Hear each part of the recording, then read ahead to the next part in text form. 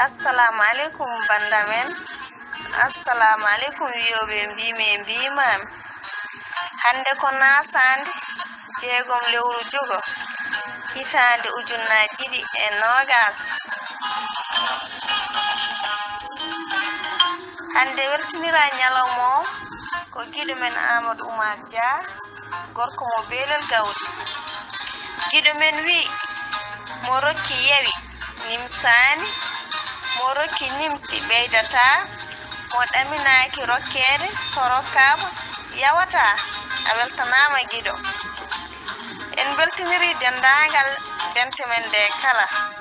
Sawtuwol ngol ko giɗo mon Kolle Saw debbo mo Haymedat. En jetti en jarni Abdoulaye Thiam ngardinande en gal ɗo natal. Kal jiɗɗo ɓanginanede walla mbiyen publicité battito dillat ene wawi jokkodirde tongoje gonɗe natal de. Jokko sa fami mo Haymedat yalla hokki en nyallude dow jam ha nyallene nder hen.